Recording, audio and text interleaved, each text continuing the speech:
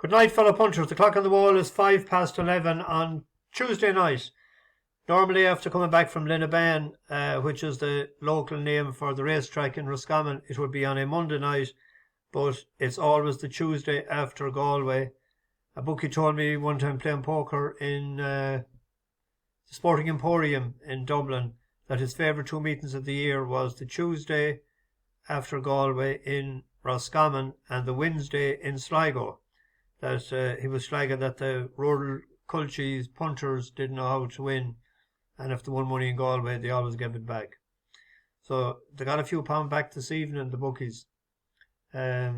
We got off. We looked like we're going to get off to a good start.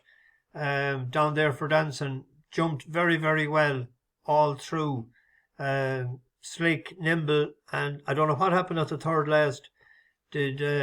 Was it too far back or what? All I heard was the moan and seeing it sprawl, so I didn't get a chance to look back at it yet.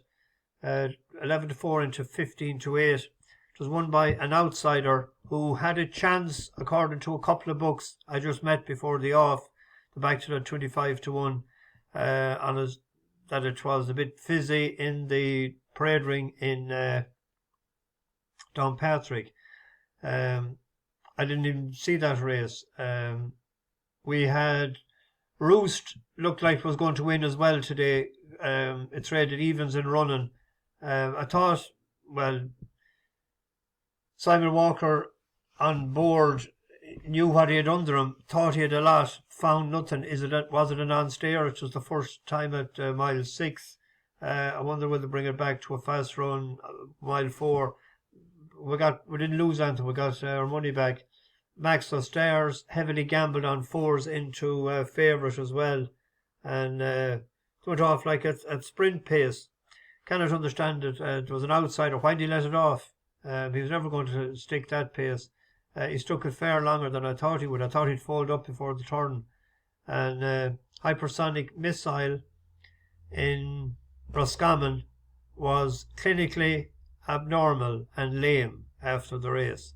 So we had no chance there coming up the stretch either. It was pulled up at walking pace. Good crowd in Roscommon this evening. Met a good few. The first two I met, Mickey Nevin and Kevin Dempsey, two small little wheelbarrows from Longford. The pair well outside the town and wheeled them in, they said. Met Brian McHale. He's a long-time contributor to the comment section. Lily White, Kildare, living in Kinnegad. Had a chat with him.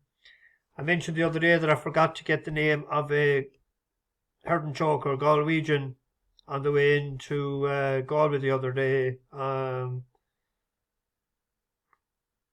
was Hurdle Day. Coley Mullen, or Collie, from Rinmore. His wife wasn't with him this evening. They had a leg and a horse, and the son Dara was with them. No doubt we'll meet again at some stage. First Cavan man I met on the bus, Greg O'Gorman, met him, and he had a man with him, Richie McInerney, who scored a famous goal in Croke Park in 1969. I'll have to check that. Rumour has it that was about 40 yards out when he bursted the net with it. And I met the boys from Wexford.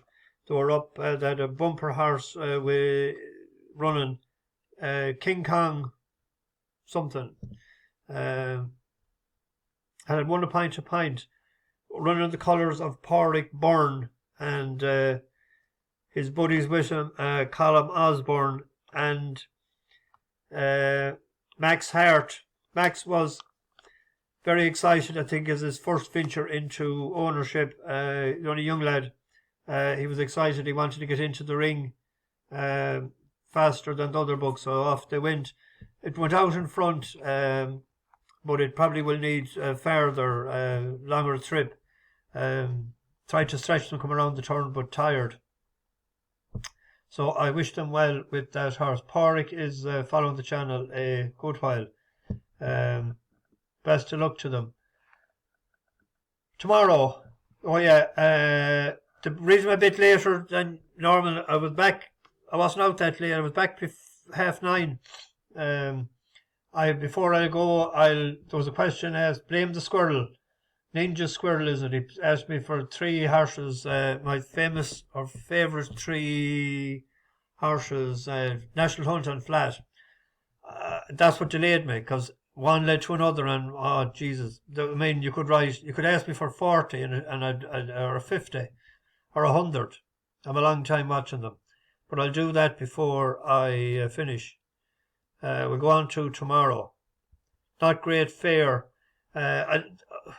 I always look at the staying races first, because if I can find an angle. But like today, when you have, and the last day went back something as well, the pace of the race, and that's why they're amateurs or whatever. But if Serena Brotherton, I know somebody said the last day she's in her 50s and she's slowing down, but she got a good tune out of this, because we were on the winner, Marbuzet, and it sort of looked like she was going to threaten it at one point.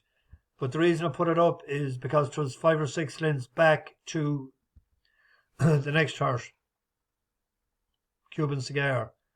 She'll be coming on the right hand side in pinkish colours. We're coming on the left with the, I think we have a noseband, haven't we?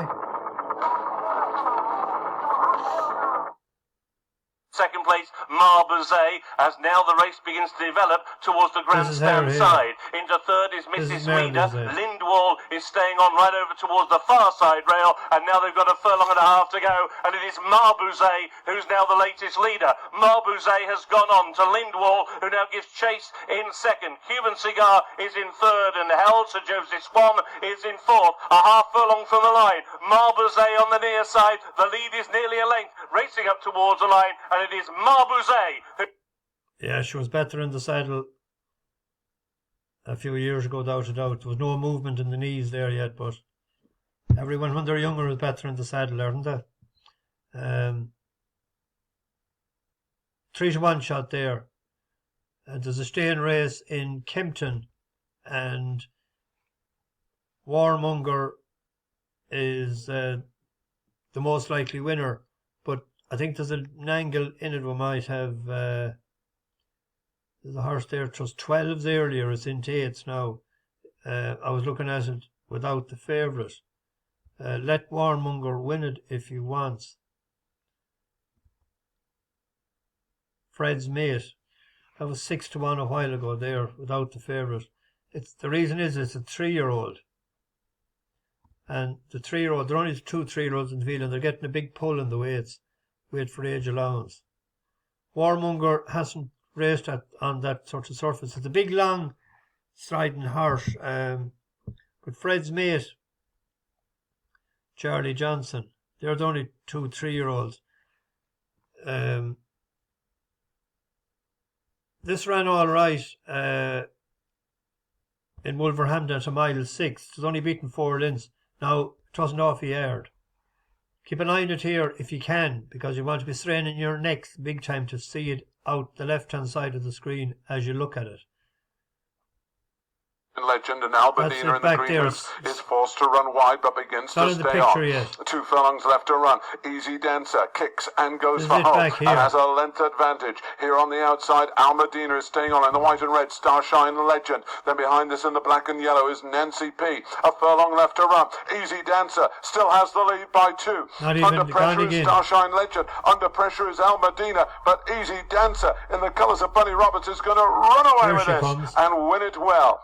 In second place, that was Starshine Legend. Extra couple of furlongs might suit that. I was putting it down as where are we here? I was putting it down as an each way price at 12-1 if someone wanted it, or without the favourite each way at 6s. But whatever you think yourselves. On to Sligo. I might go to Sligo tomorrow evening. No, we'll look Wexford. The boys of Wexford. Aster seems to have the best chance tomorrow evening. I was looking. It was second to an informed horse, and it had won over 3 mile beaten cliff top handily enough. It was behind C'est La Vie. That ran well the other day. Behind, remember the horse that the 9-year-old Jesse's horse. Oh dear, can't think of it. And the last stretch was behind Spagnum. But Spagnum is in form as well. It was 23 lengths back to the next horse. That had won. It was second to Spider-Man, and then it was 8th in the Blazers there. I thought that was the best bet at Wexford tomorrow evening. On to Sligo, to the Connacht Oaks Fillies Handicap. The Fav is a 4-year-old carrying 10 stone Beechwood. It's only one 3-year-old. 3-year-olds won in the last 2 years. 2 years ago, I remember, it was Corky, Joseph O'Brien. We had back Corky each way in a race before that, and I think it had finished 4th, was it? And we didn't go at it, and it won by a short head. But 3-year-olds get a big weight for age allowance, 13 pounds. It's the only 3-year-old in the field. Steps up and trip. Carrying 8 stone 7. Really, it should be carrying 8 stone 4. But they're in. You have to. The lowest weight is a stone and a half lower than the top weight. It ran in Killarney. That's it here as we look at it. And it stayed on. It went out. It ran. Trying to get back on terms, followed by an improving triangle door on the outside of Buckhead Betty, weakening under pressure as approached with caution. Then Chisala racing to the final furlong and nothing between. Shavasi went out from the rail, who's grinding it out from Shania Gap, then a triangle door, running up towards the last 50 yards, and Shavasi has it on the stand side from Shania. Shavasi half too good for Shania, 4 in front of the third in. She was staying on nicely. Where are we? Sligo. That's the second race tomorrow evening. The only 3-year-old. So we'll stay with that. And then as well in Sligo tomorrow evening, we have a horse that we backed a couple of times before. And if it doesn't win tomorrow evening, it won't be winning. Dark Viper is drawn in 4 and it's 5.5 furlongs. So there's 2 big pluses. If we look at it here, the first time it ran at 6 furlongs, that's the day we picked it in and we went here. It traded 1 to 10 or 1 massive odds on in running until it fell into a hole. It didn't stay at the 7, back to 6. 6th of 27 on soft to heavy. Ran better on good here, but that was 6.5, and that was 7. It was too far. Back to 5.5. It needs to get out fast, out of the and get the rail. It's a similar sort of race to a couple of years ago, on the same lines. We went on a horse. I think that was the one. Was it Geegan Preston that won that for us? And it was sort of similar profile. That it needed to get out, and it did, and the trip was right. So Shane Foley, just get it done tomorrow evening. And right, horses. Favourite 3 horses of all time. As I say, there's raisins for everything and there's curtains for cakes. So there's raisins or reasons for these to be picked. I'll go with the flat horses first. Because I spent a good few years in America, one American horse always I had great time for. Well, I had Cigar was a good, even before I went to America, Cigar for Billy Mott. And I like Mott as a trainer. But Unbridled, it won the Kentucky Derby in 1990, and it didn't win the Triple Crown, and it went on and won the Classic that year. It was a favourite horse of mine, a grey horse. One of the best horses I've ever seen, and one of the most enjoyable horses I watched. And the only day I seen it run, it got bet, was Galileo. The day that or the Sheik's horse. Bovin Leopardstown. It beat it. So it won 6 out of 7, and it has been top class sire down through the years. So Galileo would be in there. There'll be a few that nearly made the list. I always liked Giant's Causeway. Hawkwing was a favourite. Giant's Causeway. But a lot of them that time, I'd love to have seen, used to be retired to stud at 3. I'd love to have seen Galileo running as a 4-year-old and a 5-year-old. I think it had been unstoppable. And since I started the channel, the most favourite horse I've followed is Hookham, and I got to put him in there. Now, he wouldn't have the biggest races won of all time. A couple of grade ones, the King George being the best one, but it led me to Paris last year to see the horse running, and I have to put him in the list. And hopefully we're planning to go again this year, and hopefully I'll see Kyprios, who is a very, very sweet horse of mine too the last few years. So he's supposed to be going for the Prix de Cadron. Or is that, well, it's either Saturday or Sunday. So hopefully we'll see it run. I don't think it's going for the Ledger, that they're going to France instead. So the 3 national hunt, now this is total. I could have named, how much? I don't know, many. That many. But narrowed it down. When I was in short trousers, that's a long time ago, just out of nappies, I started following horses, and I used to read. My father used to get the Irish Independent and the Irish Press. No, he used to get the Irish Independent every day and the Evening Press. And I used to always look at all the sports, and I used to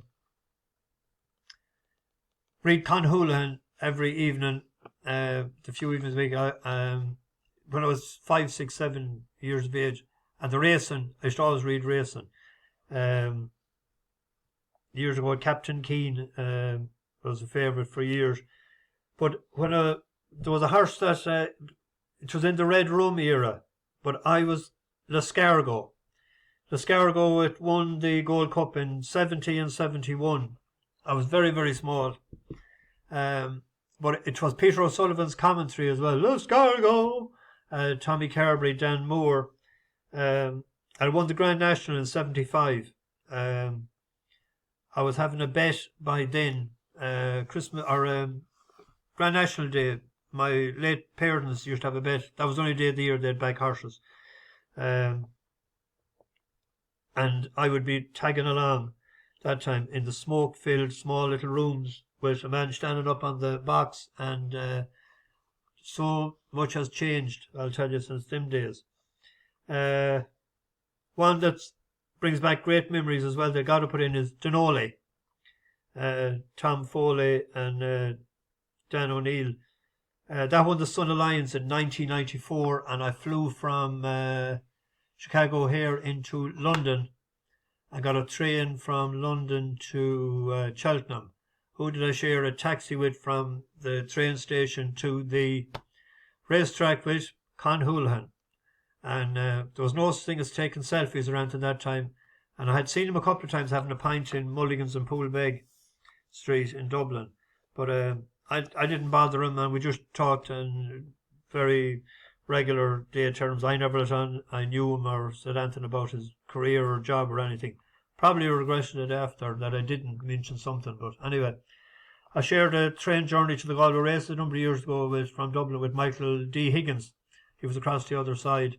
And also one year with Joe Connolly, the great Galway hurler, and I never bothered them to or mention them at all. But Denoli